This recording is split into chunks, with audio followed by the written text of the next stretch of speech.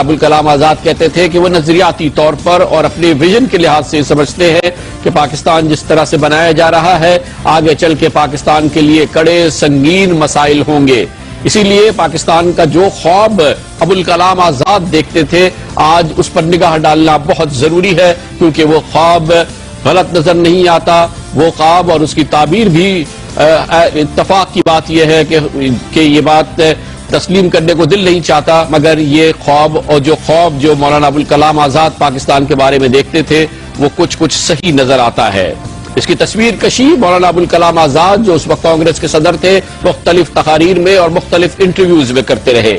اسی قسم کا ایک انٹرویو انہوں نے دیا تھا اس وقت شائع ہونے والے جریدے چٹان کو. چٹان کے مرید جناب سورش کاشمیری نے مولانا ابوالکلام آزاد کا یہ انٹرویو اپریل 1946 میں لیا تھا، تقریباً 1.25 سال قبل پاکستان کی تقسیم کے، اور ان سے مستقبل کے خاکے کے بارے میں پوچھا تھا کہ بر صغیر اور پاکستان اگر بنتا ہے تو اس کا رنگ روپ کیا ہوگا اور اس کا مستقبل کیا ہوگا. تقریباً 2 ہفتے مولانا ابوالکلام آزاد سے یہ انٹرویو لیا تھا سورش کاشمیری نے، جو انہوں نے پاکستان بننے کے بعد اپنی کتاب ابوالکلام آزاد میں شائع کیا.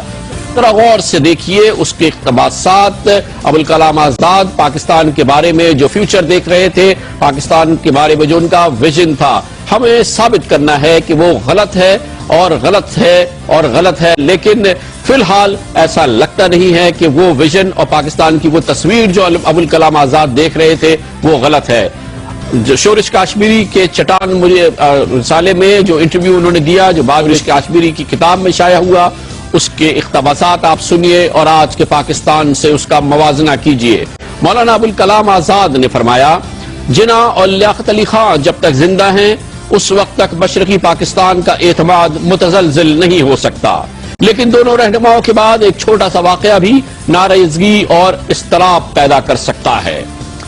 ابوالکلام آزاد پھر پیشنگوئی کر رہے ہیں، میں محسوس کرتا ہوں کہ مشرقی پاکستان کے لیے بہت طویل مدت تک مغربی پاکستان کے ساتھ رہنا ممکن نہ ہوگا. دونوں خطوں میں کوئی بھی قدر مشترک نہیں سوائے اس کے کہ دونوں طرف رہنے والے اپنے آپ کو مسلمان کہتے ہیں. اس کی مزید تشریح ابوالکلام آزاد نے اپریل 46 میں کی. حقیقت یہ ہے کہ دنیا میں کہیں بھی مسلمان پائیدار سیاسی اتحاد پیدا ہی نہیں کر پائے. عرب دنیا کی مثال ہمارے سامنے ہے.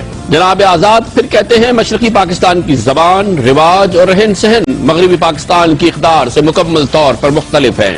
انہوں نے آگے چل کے اسی انٹرویو میں کہا، پاکستان کے قیام کی گرم جوشی ٹھنڈی پڑتے ہی اختلافات سامنے آنے شروع ہو جائیں گے جو جلد ہی اپنی بات منوانے کی حد تک پہنچ جائیں گے. عالمی قوتوں کے مفادات کی جنگ میں یہ اختلافات شدت اختیار کریں گے اور پاکستان کے دونوں حصے الگ ہو جائیں گے. یاد رہے مولانا ابوالکلام آزاد یہ بات اپریل 1946 میں کہہ رہے ہیں. وہ پھر فرماتے ہیں، مشرقی پاکستان کی علیحدگی کے بعد مغربی پاکستان خطے میں موجود تضادات اور اختلافات کا میدان جنگ بن جائے گا. پنجاب، سندھ، سرحد اور بلوچستان کا قومیائی تشخص بیرونی مداخلت کے دروازے کھول دے گا. وہ وقت دور نہیں ہوگا جب عالمی قوتیں پاکستان کی سیاسی قیادت میں موجود مختلف عناصر کو استعمال کر کے اس کے حصے بکرے کر دیں گے، جیسا کہ بالکان اور عرب ریاستوں کے ساتھ کیا گیا تھا. اس وقت ہو سکتا ہے کہ ہم اپنے آپ سے یہ سوال کریں گے کہ ہم نے کیا کھویا اور کیا پایا. مولانا ابوالکلام آزاد کہتے ہیں، اصل معاملہ یقینی طور پر مذہب کا نہیں بلکہ معاشی ترقی کا ہے. مسلمان کاروباری قیادت کو اپنی صلاحیت اور ہمت پر شکوک و شبہات ہے. مسلمان کاروباری حضرات کو سرکاری سرپرستی اور مہربانیوں کی اتنی عادت پڑ چکی ہے کہ وہ نئی آزادی اور خود مختاری سے خوف زدہ ہے. وہ دو قومی نظریے کی آڑ میں اپنے خوف کو چھپاتے ہیں اور ایسی مسلمان ریاست چاہتے ہیں جہاں وہ بغیر کسی مقابلے معیشت پر اپنی اقتدار قائم کر سکے. یہ دیکھنا انتہائی دلچسپ ہوگا کہ وہ کب تک اس فریب کاری کو زندہ رکھ سکتے ہیں. پاکستان کی